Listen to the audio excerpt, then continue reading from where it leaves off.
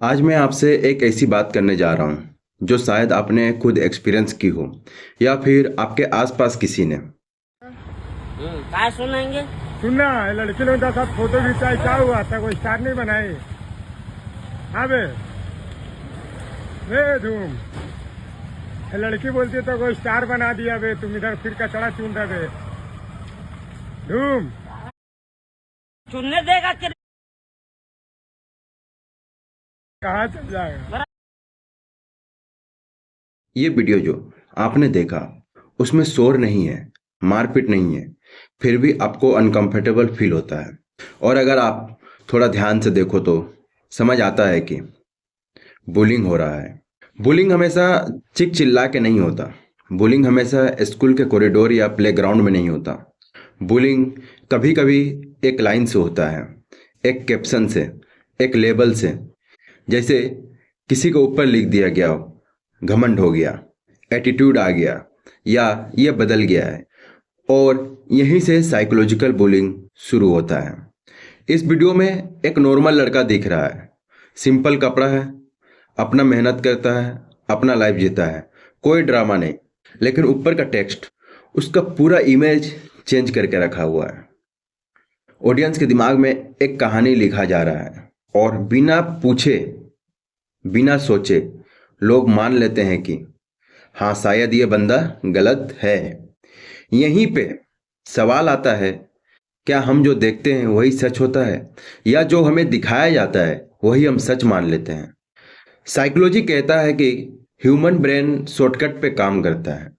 उसे पूरी कहानी नहीं चाहिए, उसे एक लेवल चाहिए, एक ओपिनियन चाहिए। और जब लेवल निगेटिव होता है तो हम उस पर्सन को भी निगेटिव बना देते हैं। इस प्रोसेस को कहते हैं सोशल लेवलिंग।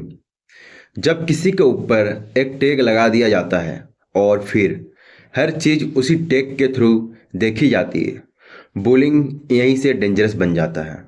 क्योंकि बुली खुद सामने आके कुछ नहीं करता, वो सिर्फ एक नैरेटिव सेट करता है और बाकी का काम ऑडियंस करते हैं।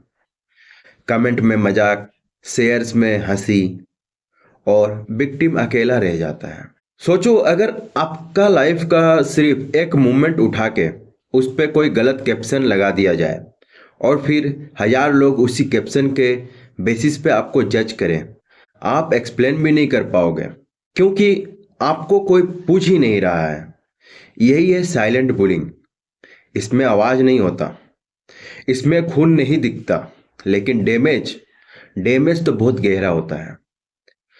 साइकोलॉजिकल स्टडीज कहता है कि पब्लिक शेमिंग और लेबलिंग से इंसान का सेल्फ एस्टीम धीरे धीरे धीरे धीरे टूट जाता है।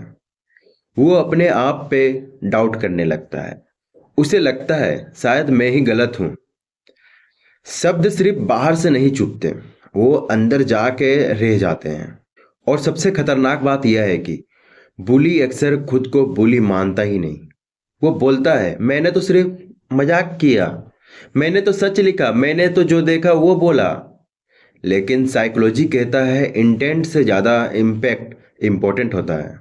अगर आपके शब्द किसी को नीचा दिखा रहा है, किसी का इमेज तोड़ रहा है, किसी को पब्लिक के सामने टारगेट बना रहा है, तो वो बुलिंग है। अब थोड़ा ऑडियंस की बात करते हैं, क्योंकि बुलिंग सिर्फ बुली और विक्टिम के बीच नहीं होता। ऑडियंस इसमें सबसे पावरफुल रोल में होते हैं। जब आप बिना सोचे किसी वीडियो को लाइक कर देते हैं, जब आप बिना कॉन्टेक्स्ट किसी कैप्शन को सच मान लेते हैं, जब आप कमेंट में हंसी वाला इमोजी डाल देते हैं, तब आप अननोनली बुली का पार्ट बन जाते हैं। और ये बात कड़वी है लेकिन सच है। ह्यूमन साइकोलॉजी में एक कॉन्सेप्ट होता है कोल्ड मॉब मेंटेलिटी। जब ग्रुप में रह के इंडिविजुअल्स अपने मोरल कंपास ऑफ कर देते हैं, जो चीज़ अकेला होते हुए गलत लगता है ग्रुप में वो नॉर्मल लगने लगता है। इसीलिए ऑनलाइन बुलिंग इतनी फास्ट स्प्रेड होती है, क्योंकि कोई भी जिम्मेदारी फील नहीं करता उसमें, लेकिन विक्टिम हर चीज़ फील करता है। आपको पता है सबसे ज़्यादा कौन से लोग टारगेट बनते हैं?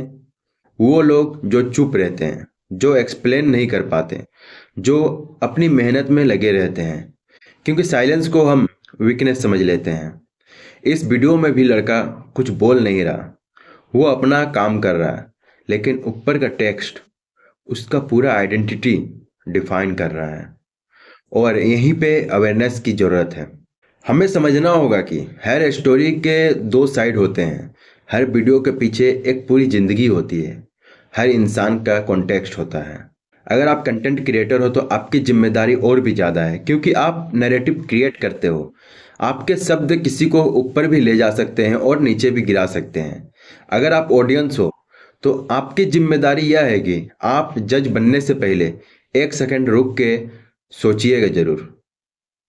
और अगर आप खुद विक्टिम हो तो यह समझना बहुत ज़रूरी है कि हर लेवल सच नहीं होता, हर कमेंट आपकी वर्थ डिफाइन नहीं करता।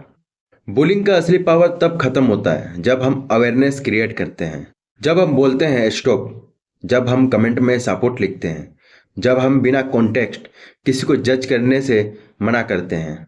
अवेयरनेस का मतलब सिर्फ ज्ञान देना नहीं होता, अवेयरनेस का मतलब एम्पैथी डेवलप करना होता है। आज अगर आप ये वीडियो देख रहे हो और आपको समझ आ रहा है कि यहाँ बुलिंग हो रहा है, तो इसका मतलब है आपका इमोशनल इंटेलिजेंस स्ट्रोंग हो रहा है, और यही चेंज की शुरुआत है। याद रखो, शब्द छोटे हो सकते हैं लेकिन उसका असर बहुत लंबा होता है।